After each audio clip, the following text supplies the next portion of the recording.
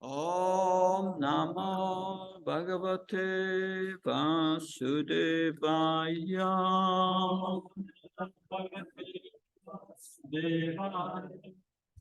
Om Namo Bhagavate Vasudevaya.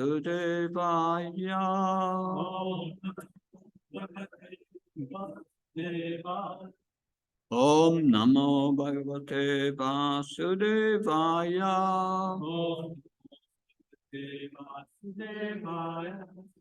We are reading from the ninth canto of the Srimad Bhagavatam, chapter 24, the last chapter, entitled Krishna, the Supreme Personality of Godhead, text 65.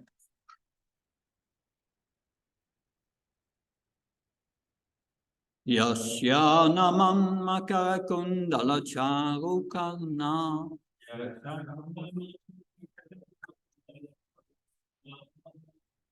Yasya namam makara kundala charu karna.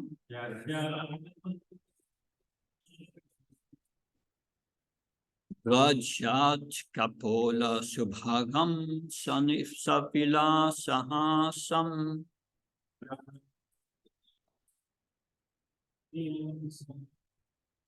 Brajat kapola subhagam savila sahasam.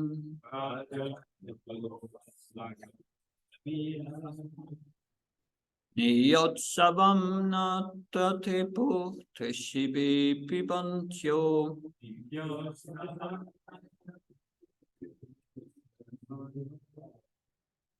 Niyotsavam natratepo teshibi pibantyo.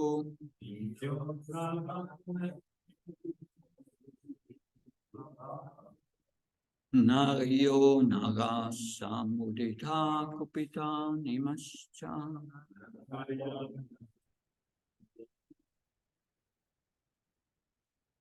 Naryo narasa mudita kupita nimascha.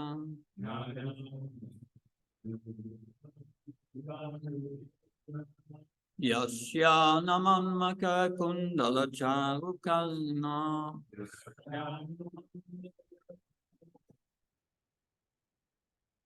Brajat kapola subhagam sapila sahasam.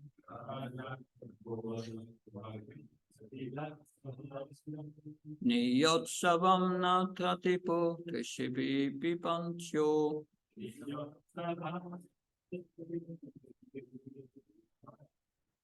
Naryo narasamudita kupita nimascha.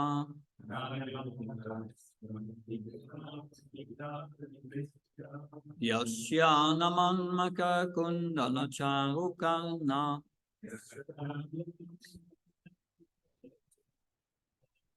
Brajat kapola subhagam sapila sahasam.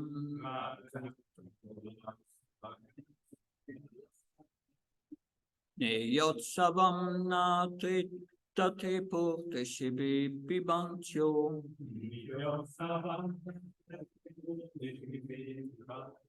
Naryo narasa mudita kupita nimascha.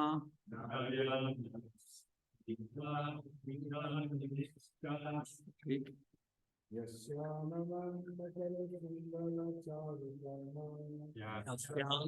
makara kundala charu karna.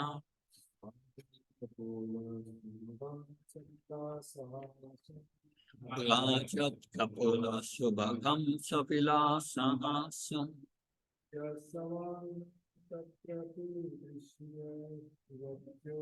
Niyotsavam nanatripo teshibi pibantyo.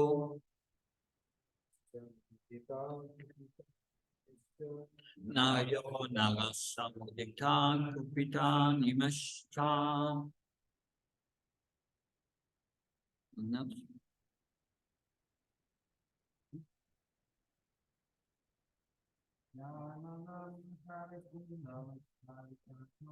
Yasyanam makara kundala charu karna.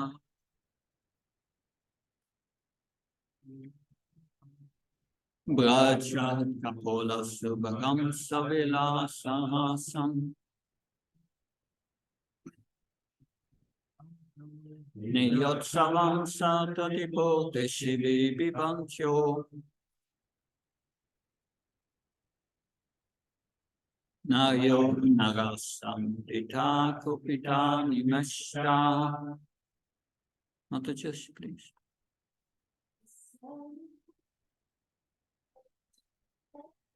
Yasyana Namaka Kundala Charukana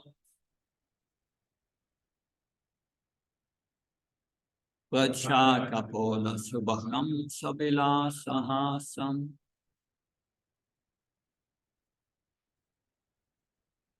Niyotsavam Tatipote Shibi Pipancho Nayo Narasamudita Kupita Nimeshta. That's for translation. Yasya whose Ananam face Makara Kundala Charukarna decorated by earrings resembling sharks and by beautiful ears and Brachat brilliantly decorated Kapola forehead Subhagam declaring all opulences Savila Sahasam with smiles of enjoyment Nitya Utsavam. Whenever one sees him, one feels festive. Natripu, they could not be satisfied.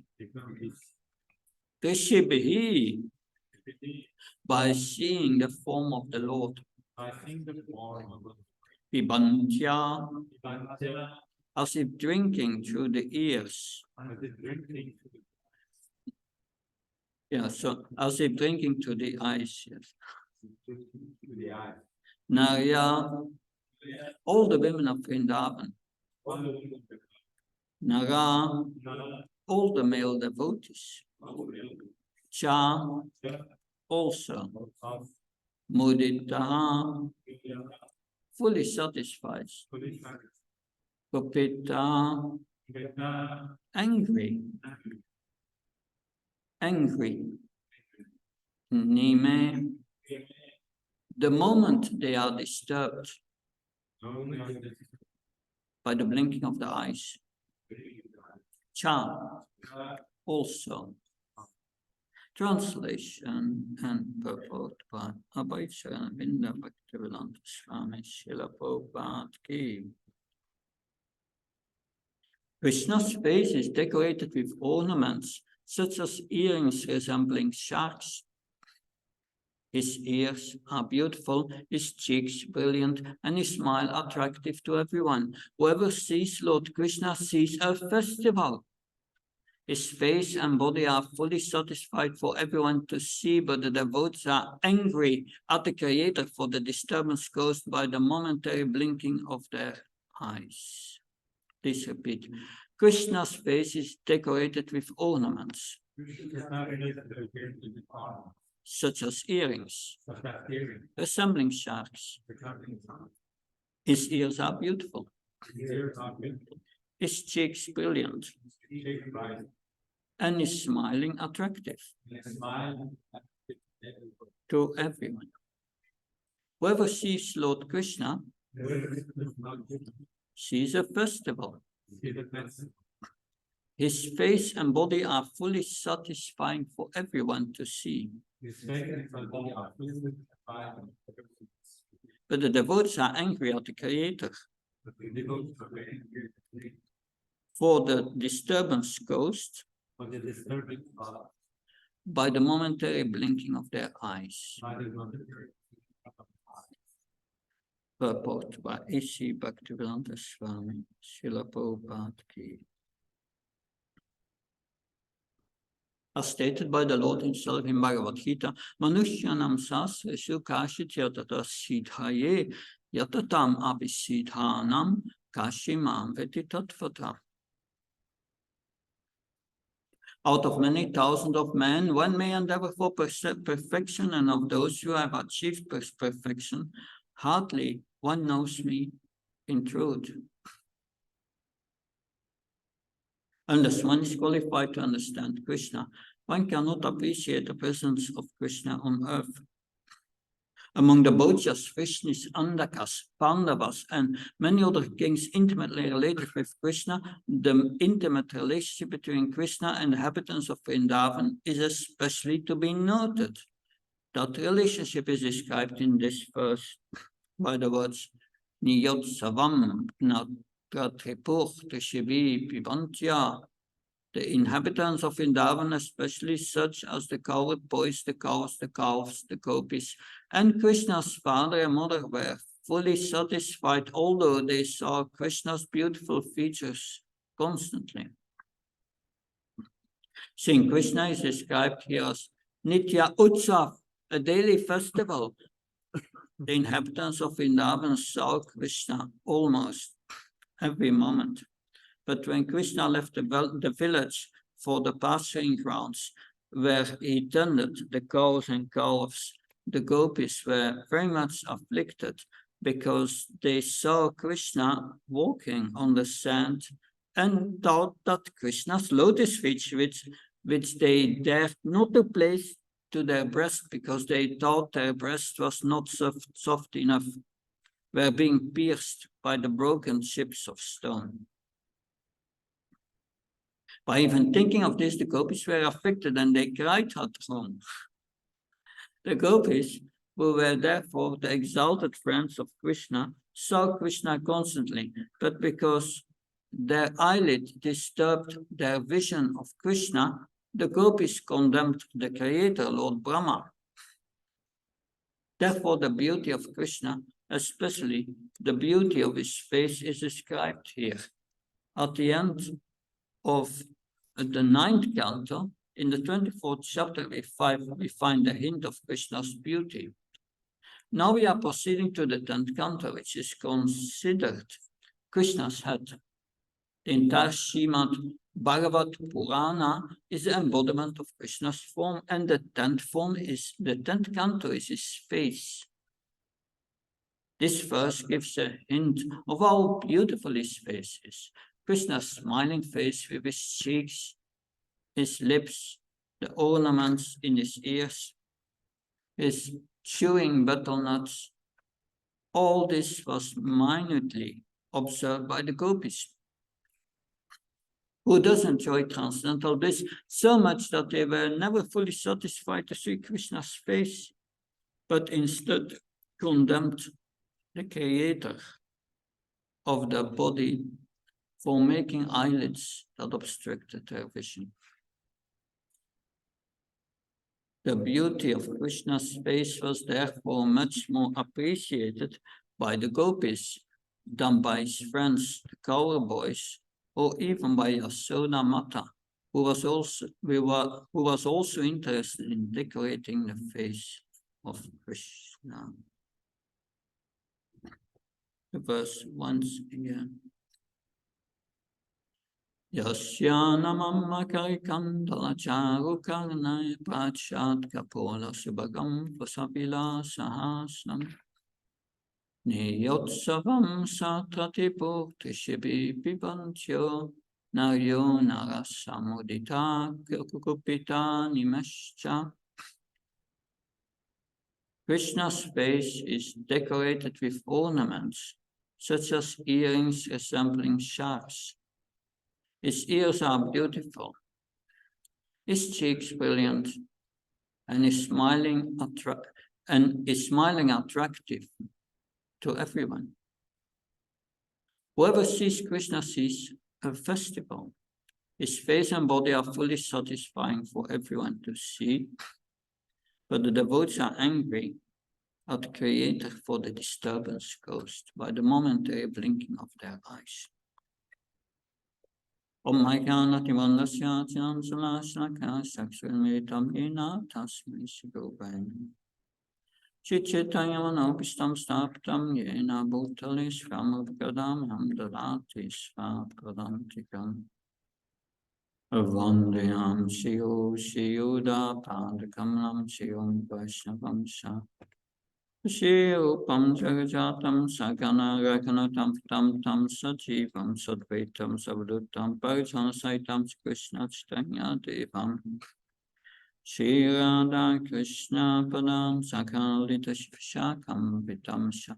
He Krishna Karuna Sinudina Bandhu Pate Gopesha Kopka Kantarad Kantanamaste Tapta Kansna Kauranki Rati Finda Panashvaya Vishavan Sutadevi Pranamama Maripriya Vankha Kalpta Visha Kripa Sinvevsha Patnam Pavana Bhyo Vaishya Bhyo Namo Namo. Jaya Shri Krishna Chaitanya Prabhu Nityananda Shri Advaita Gadadhar Shiva Sadi Gaura Bhaktavinda Hare Krishna Krishna Krishna Hare Hare Hare Ram Ram Ram Hare Hare. Namo Vishnu Padaya Krishna Prasthaya Bhutale Shrimate Bhakti Vedanta Swami Dinami.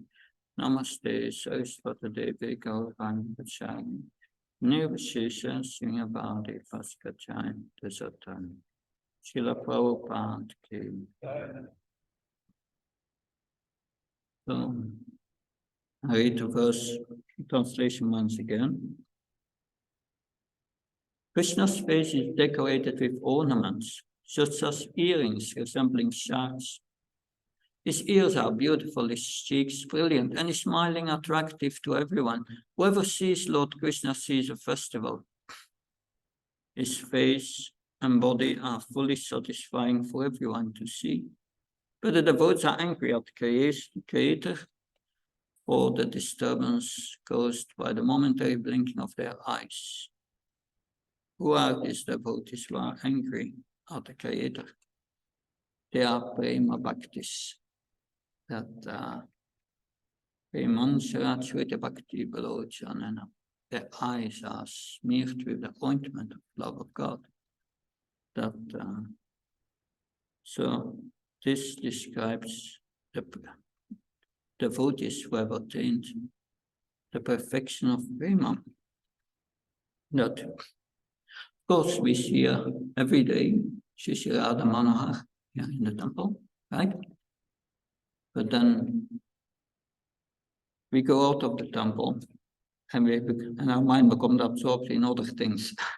We forget. So the gopis, no, they are thinking of Krishna. That they are thinking Krishna is go to the forest. And if in the forest full of thorns and sharp stones, and does not wear any shoes, because Mother Yasoda told Krishna, you should wear shoes. And Krishna replied, no, I will not wear shoes unless all the cows are getting shoes. 900,000 cows, 4 legs. How many shoes? Many shoes. Anyway, he went to the forest, and the gopis were thinking, his lotus feet are so soft. They will be hurt by these thorns, sharp stones. They were constantly thinking in anxiety of Krishna. And then they fainted. They fainted. Can you imagine? What an absorption in Krishna. But we go out of the temple and we start to think of other things. Not. So the gopis have that problem of the blinking of the eyes. But that's for us, that's not our only problem. We have other problems. We are, because of an impure heart, we forget Krishna. Although we have also the experience, we look at the deity. Every day it's a festival, looking at Krishna. Always differently dressed, so attractive that it is a festival. But yeah, in the Bhagavad Gita, chapter 10, is called the Vibhuti chapter. All the opulence of Krishna. Krishna is explaining to Arjuna how we can see him in this world. That, yeah, he's preparing him. But of course, Arjuna sees Krishna already, right, for him. But Arjuna wants to see the universal form. But yeah, but to see the universal form, you need Divya Sakshu, divine eyes. But Arjuna wanted to see. And Krishna showed him. And then now Krishna expanded as the universal form. But then Arjuna realized this is a step down, seeing this universal form. And he did not like it. Srila Prabhupada said he was thinking it was a godless display of opulence. I don't want to see this. It's all horrible, seeing this universal form eating all the living entities. but yeah. Arjuna was thinking, I cannot have a relationship with that universal form. So he became afraid. And he said to Krishna, I want to see again this Samya Vapu, this beautiful two-armed form. That I want to see it again. That, but yes, why can't we see Krishna with the same vision as this Prema Bhaktis, these pure devotees? Queen Kunti, she explains why we can't. That she says, this Maya Shavanikachanam, that in her prayer she says, Maya Shavanikachanam Achya Dukshnamapyam Nalakshase Mudadrisa Natamatya Darovyata. So you are a doxaya. You are beyond the range of limited sense perception.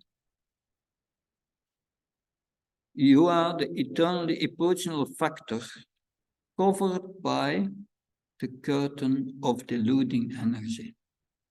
Krishna is covered for us by the curtain of deluding energy. You are invisible to the foolish observers. That's us. Foolish observers. Mudadrisa. Exactly as an actor dressed as a player is not recognized. So get beyond this curtain of deluding energy. That's our problem. That's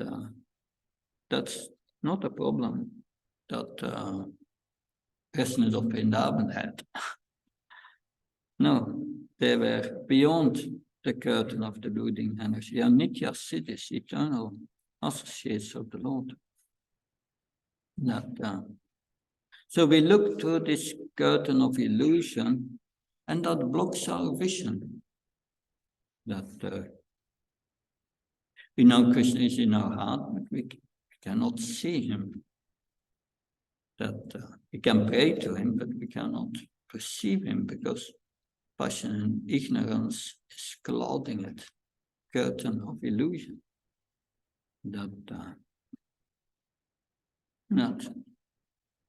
Therefore, to solve this, Om Jnanati Manasya. We pray to the spiritual master.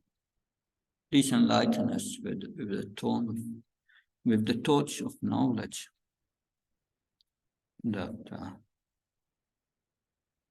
So we are coming at the end of the 9th canto, and here Krishna appears in the Bhagavatam. So we will hear the whole 10th canto, the beautiful face of Krishna. It is interesting, even from the beginning of our movement, Srila Prabhupada gave us Krishna book. Immediately, we got Krishna book from the beginning. So we can see that we can't see clear, but Srila Prabhupada gave us the knowledge to see. But we need to do the cleaning work. That's when we chant Hare Krishna, we are cleaning to come, to clear our vision, to see Krishna. Because we cannot even see Krishna's effulgence. In the Shir Upanishad, that's prayers of a spiritual seeker, and he prays to the Lord, please take away your effulgence, your Brahman effulgence. But that's another covering. The first covering is the covering of deluding energy. And the next covering is Brahman effulgence. So that this devotee is praying, please take away this Brahman effulgence so that I can see you. But we cannot even see Krishna's Brahman effulgence. We see the material energy. And we see the material energy as a source of pleasure. Therefore, we don't see Krishna. We don't experience spiritual bliss. The spiritual bliss is explained in Nectar of Devotion. Sundarananda Visheshatma, Sundarananda. Condensed bliss. That highly condensed bliss, Sundarananda. So that's the process of devotional service. We have 6 characteristics of pure devotional service here. The first 2 characteristics are the realizations of the one who performs sadhana. To cleanse our heart. And these realizations are Klesachni Subhada. From the beginning of our practice of devotional service, we start to suffer less. Our suffering is going down. And our life becomes auspicious. We come gradually to the mode of goodness. And we have a brilliant future and becomes auspicious. But then, when our heart is purified, we come to the realization that when our heart is purified, all suffering is gone. That takes a while. But that is called Lagutakrit. Lagutakrit means that we go beyond liberation. That it derides liberation. Liberation is, I realize I'm not this body, I'm spiritual. That's the realization. All false ego is gone. And we are full in cultivating or practicing our real ego as a servant of Krishna. performing devotional service. And that's beyond liberation. And then what happened? But Krishna says, Sudurlava. That's already very rarely achieved. That's already rarely achieved. But then beyond that is the Sundarananda, this condensed bliss. And that's Bhava. Bhava. That we spoke a few days ago about Bharat Maharaj. He came to the beginning of Bhava. That's condensed bliss. And then it comes, when it comes to Sri Krishna Karshini. That's the Mahabharata. These are the devotees of Vrindavan that we are speaking about. Krishna Karshani means one controls Krishna with one's love.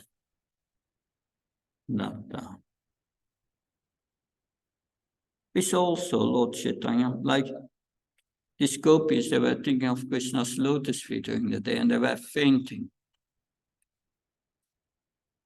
Out of love. We see also in Antya Lila of Chaitanya's Charitamrita, there Lord Chaitanya, he also faints again and again. And his body falls on the ground and the devotees are worried it's going to break all his bones. And it happens again and again. So that is a state of love we cannot imagine. That it is, mentioned, I think, in the Gopal Champung. That's because we are here the essence of Vrindavan, but then 20 years later they meet again at Kurukshetra with Krishna. And the gopis are going to Kurukshetra. How they are going to Kurukshetra. They are walking, thinking of Krishna, and they're walking with their eyes closed. And every 5 steps they are fainting, getting up and then walking again. That's how they went to Kurukshetra. That's mentioned in Gopal Champung. Of course, that means we have some work to do.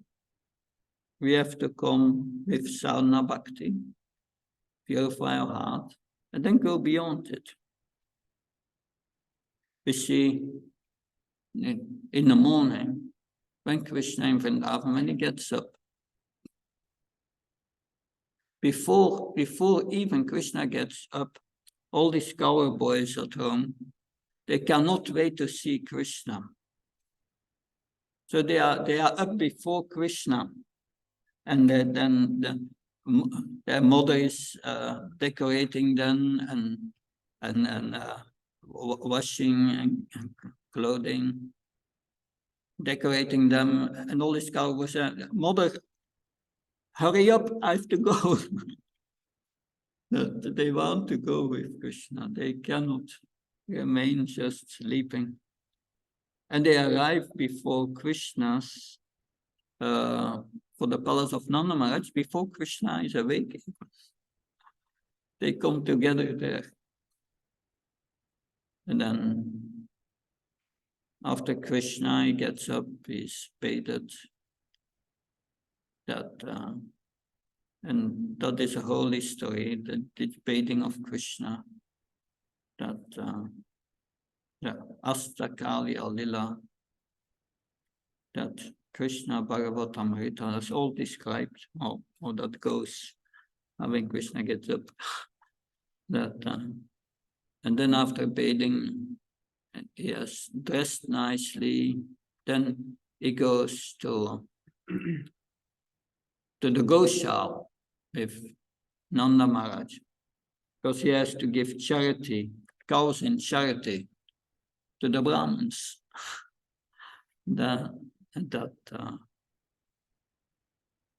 And immediately, in meantime, Radharani is sent from Varsha to Vrindavan. That because that Kirtida had promised Mother Yasoda to send every day Radharani to help her with cooking, because Radharani had got this benediction of Durvasa Muni, but that because she pleased Durvasa Muni. It was very difficult to please. But she got a benediction. Whatever you cook will taste as nectar. So she sent Radharani and with all her assistants, and they are cooking, helping Mother Yasoda with preparing the breakfast. And then after milking the cows with Nanda Maharaj and Balaram, they are coming back to take breakfast. And so you have Nanda Maharaj, that at one side there is Balaram, on the other side is Krishna, and besides Krishna there is Sridham and others. And many of the cowherd boys are coming inside, and then the gopis, the Radharani and the gopis, Mother Yasoda, Mother Rohini, they are serving the breakfast, which is a whole feast that we speak about. Not an ordinary breakfast, that everything that they serve is described there. It's very beautiful in Gopal Champam. But then, after that, all these Gopas are waiting outside. Then Krishna has to leave for the forest. And that is a whole story. Krishna is going to leave for the forest, and Mother Yasoda comes out and said, Krishna, be very careful. To Balaram, you go in front protecting you and protecting Krishna. And another cowboy at the side, you stay behind him. And then she goes inside preparing and comes with some breakfast for Krishna and gives that to one of the cowherd boys. She embraces Krishna, but she said, oh, wait. She goes inside and get another box with a special sweet and gives that to Sridham and say, you keep that for Krishna. And so she goes back and forth 10 times like that. Krishna cannot leave. He has to wait. But then the gopis, they want to see Krishna. Seeing Krishna is just a festival for them, as described here. But they are hiding in the forest, between the plants and the trees. That because their love is secret. It's against all customs that someone even looks directly to a boy. It's unheard. So they are in the forest there, and they are looking to Krishna from the corners of their eyes. And then Krishna is going to leave, and finally they are on their way. And the gopis follow Krishna to the trees and plants, and looking at him from the corner of their eyes.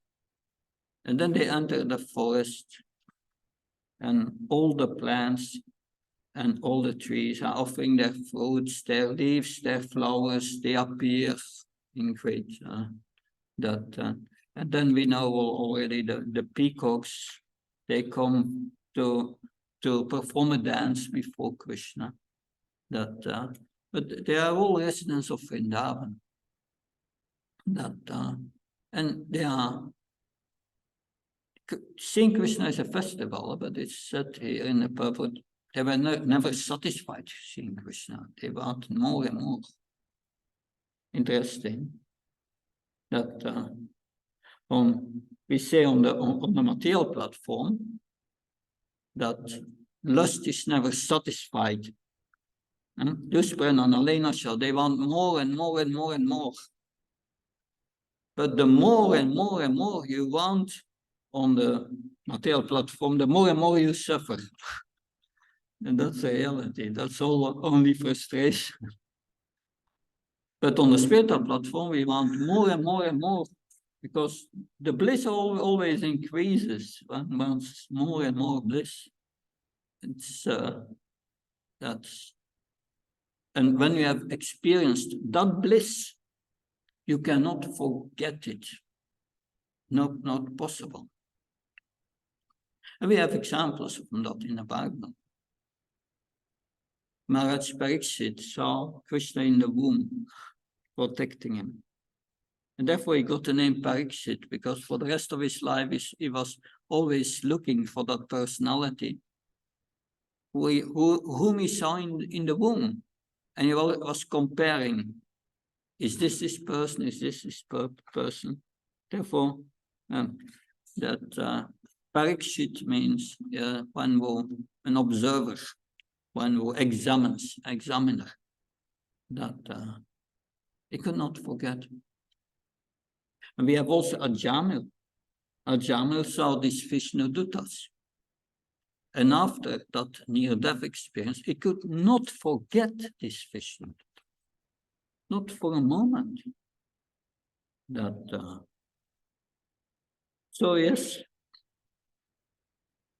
So Mother Yasoda, of course, if when Krishna left for the forest, then she's always absorbed in Krishna. No one can talk with her. She's always absorbed. That absorption, that's, we see Krishna is the name Manohar. Manohar. Mano, mind, Hara, stealing, he steals the mind of his devotees. So during the day, the gopis are always thinking of Krishna is mentioned here. Because Krishna has taken our mind with him to the forest.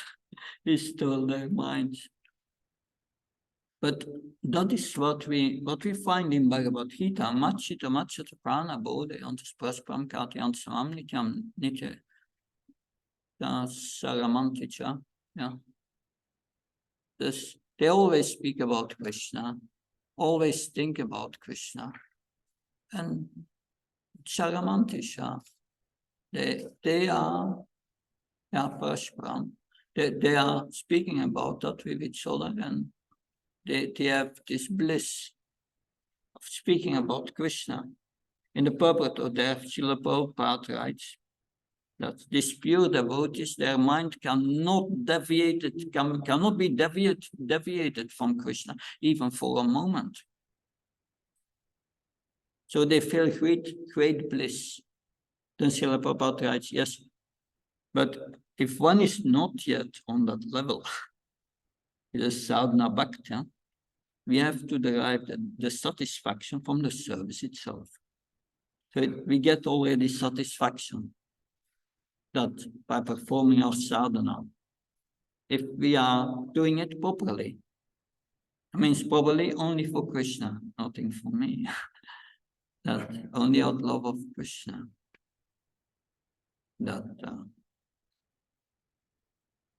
So we have to go beyond this curtain of the deluding energy. That is the point. So what is withholding us to see Krishna in our heart is this deluding energy, mood of passion and ignorance. and this false ego, that I'm something else than Krishna's servant. And that blocks our vision. So, of course, Srila Prabhupada writes in the purport that out of this verse of Bhagavad Gita 7.3, Manushyanam sasya sukhashit yata siddhe yatnam apisidanam kashimam viditatvata. Out of many thousands of men, one may endeavor for perfection, and those who have achieved perception, achieved perfection,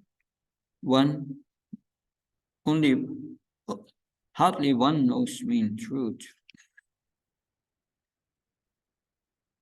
So Sukadev Goswami in the 6th canto says something similar to Maharaj Pariksit. Muktanamapi Siddhanam Narayana Parayana Sudurlabha Prashantatma Kotishapi Mahamuni. O great sage, among millions who are liberated and perfect in knowledge of liberation, one may be a devotee of Lord Narayan, of Krishna. Such devotees who are fully peaceful are extremely rare. That out of millions who are liberated and perfect in knowledge of liberation, millions who are liberated, that's beyond Nishta. That millions of liberated.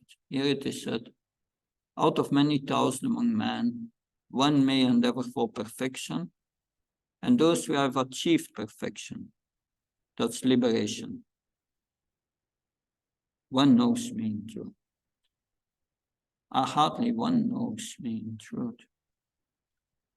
So how rarely are devotees? Someone asked you about what's the greatest perfection in our preaching. How many devotees should we be able to make? And Srila Prabhupada said, if we can make 2-3% of the population and turn them in devotees, that will be our greatest success. It's not possible to turn everyone into devotees. This is the material world. Everyone is here with a certain desire. And yes, it's very rare. We see that also in other religions. Where is the knowledge of liberation in other religions? Where do they teach you are not a body? Because if you are not knowing that you are not a body, how can you attain liberation? Without that knowledge. So, and one must be perfect in knowledge of liberation, so we can understand how this Krishna consciousness movement is presenting the real Sanatana Dharma. The Dharma means what cannot be changed. Srila Prabhupada said, like sugar is sweet, water is wet. So our constitutional position is we are a servant of Krishna. And that cannot be changed. And you see everyone in this world who is unhappy because of false ego. Is not acting according to the real ego. If you act according to this real ego and you follow these principles of the Bhagavatam, you will become happy. That, of course, you have to go to the process, which is sometimes not so easy. When I had a flight from Halifax to Montreal. I arrived in Montreal and someone came to me and said, Hare Krishna. He said to me 20 years ago, I stayed for some time in the temple here in Montreal, he told me. I read Prabhupada's books. I was thinking of taking initiation, but it's too high for me. I cannot do it. That's what he said to me. That's interesting. Too high. That the vows and so on. That and for many people it's too high. They cannot do it. Therefore, Prabhupada wanted us also to get into Varnashram Dharma. That's one reason. To engage them somewhat. That, but it's not easy to become purified. Serious business. That you go to experience, and you must learn to tolerate. These tapas must be there. But if you go through it, you can experience this bliss. This bliss that is explained here. Every day becomes a festival. Because that is Krishna consciousness. Krishna consciousness is not that we solve material problems. You cannot solve material problems. We get out of the influence of the material energy. And we are not affected by the influence of the material energy. We are too much engaged in the bliss of serving Krishna. We have no time for it. So this is a beautiful verse, and we will hear more about Krishna in this 10th canto. Prabhupada's commentaries are there till the 14th chapter. That Prabhupada, the Brahma Mohadila, that very last verses very commented upon. That, but beyond, we have the commentaries of our previous acharyas. That, and we went, I present many parts of the 10th canto to the Bhaktivedanta students, and these commentaries of our acharyas are very helpful to understand them, but also Prabhupada's commentaries on his pastimes in Krishna book. That's also there. And it's completely in line. Very nice. So any comments, questions? Oh, yes. Emil. Krishna is not attractive. My question is, Krishna is not attractive. And a non-devotee doesn't feel attractive to the most attractive person.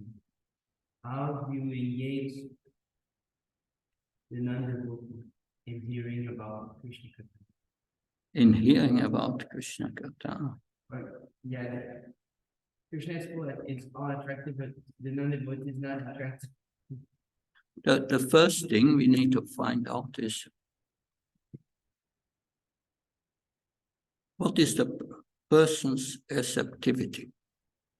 What is he receptive? That we see they may not be attracted to Krishna, but they like vegetarian food. Then you can invite them for a cooking course or whatever. That, or they may be attracted to yoga practice more for health, or they are, it depends. We have to find out what they like, and then connect Krishna consciousness with what they like. But it requires some research.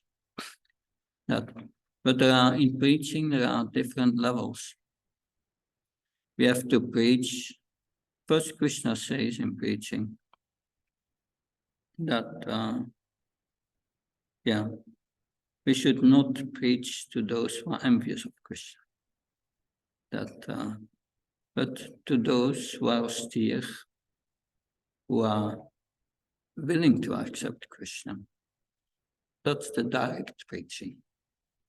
To the others, we can do indirect preaching. Srila Prabhupada was in New York, was in Amsterdam, there in the Vondelpark. at that time full of hippies. And he was going to give a lecture, but there was too much disturbance. And Srila Prabhupada decided not to give the lectures and just give them prasad.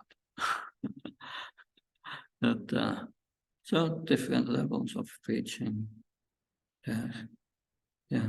And did he give the kirtan with prasad? Only prasad. Only prasad. Yeah. That was in Vondel Park. Too much sinful, nothing you can do. Full of grace. Very violent and so on. It's dangerous. So yeah, but of course we have different levels of preaching. Yeah, preaching to people outside. That's one thing. But then they start to come to our programs, sometimes not. Then we have to turn them in congregational members. That's important. That they start to do some service. And when they come to our congregation, then you have to turn them in sadhakas, prepare them to become devotees. Therefore, we need to present different courses.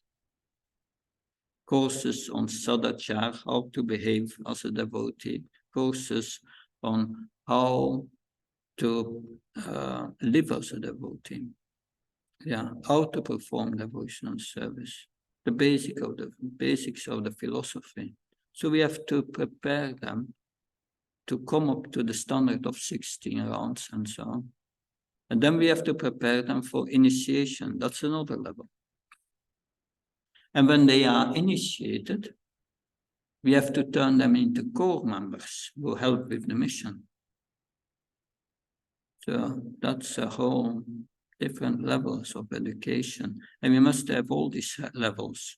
It's not that we just are concerned with bringing new people, and then they come from some time and they disappear. No, Prabhupada said, boiling the milk. So that is a whole process in preaching. We see Srila Prabhupada, he preached to the hippies because they were receptive. They were receptive.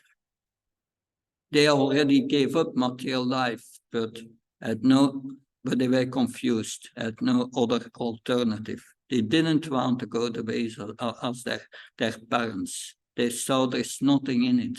Working all your life and get wealth and frustration, that's all. They understood. So they were ready for it. Lord Chaitanya, the first time when he came to Varanasi, these Mayavadis criticized him. He did not preach to them. But 3-4 years later, this is in Chaitanya Charitamrita, he went back to Varanasi, Benares,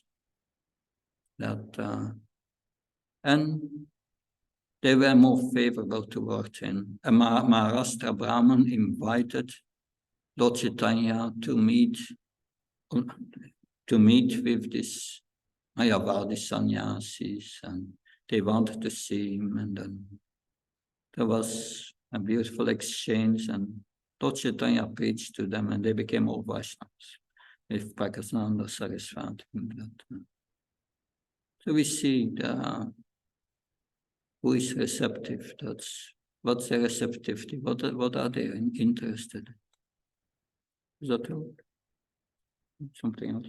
Yes.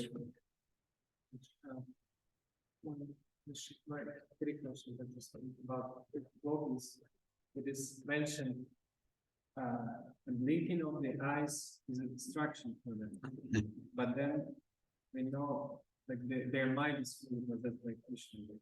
But then how does it work that they have family, husbands, duties?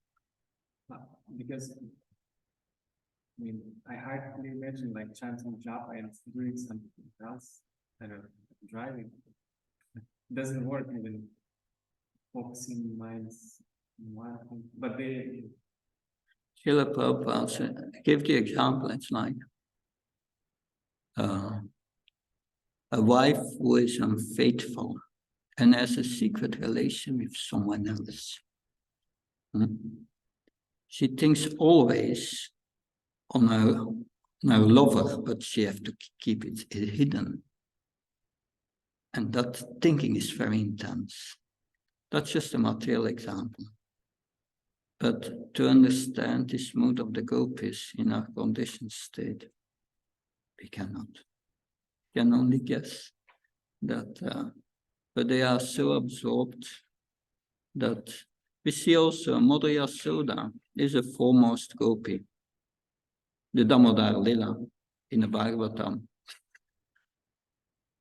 What is she doing? Krishna is still sleeping and she's churning butter and she's chanting the pastimes of Krishna. On selected verses, she has asked poets to turn Krishna's pastimes into verses and was chanting these verses. So they are always combining Krishna conscious activities with what they are doing. But of course, she was doing it consciously for Krishna. So that's the point is that their mind cannot be deviated from Krishna. They are nitya siddhas. And what is our problem in the material world? Our attention cannot be deviated from ourselves. Always we think absorbed in our minds in this cinema. Always. And we forget Krishna. That's the deluding energy, but they are not under that deluding energy. If we are out of it, easy to think of Krishna. Yeah? Yes. So you mentioned the next Krishna's activity during the day is going to the forest. I'm just curious, what is Krishna doing in the forest? What's his business? His business is, he is the son of Nanda Maharaj. They are Vaishyas. And his duty is to protect the cows. He's doing his occupational duty as a Vaishya. Of course, they are in the forest, and Krishna doesn't really to care about the cows. We know of Gopastami, Gopastami, that Krishna said to Nanda Maharaj, yes, I want to hurt now the cows, not just the calves. And Nanda Maharaj said, how I go? These big cows, you are so small, and these cows are so big. How they are going to listen to you? Well, Nanda Maharaj said, let's go and let's see. And they went with Krishna to the big cows, and he had to bring them from one side of the pasture to the other. So Krishna went before the cows, and all the cows came to him. And Krishna went from one side to the cows to the other, and all the cows were following him. And then he came back, and all the cows were following him. And then Nanda Maharaj said, okay, they will listen to you. So for Krishna, no problem. So they go to the forest, and what do? They play. They are boys. So they have so many plays they do together. And then it becomes so exciting, the play. They cannot stop. But they have to take lunch. So Krishna arranges at that time that the demon comes. He kills the demon, and then they can take lunch. So that's their program. That's okay. Yeah. Good, thank you very much. Shantara Srimad Bhagavatam ki, Srila Prabhupada ki. Swami Maharaj ki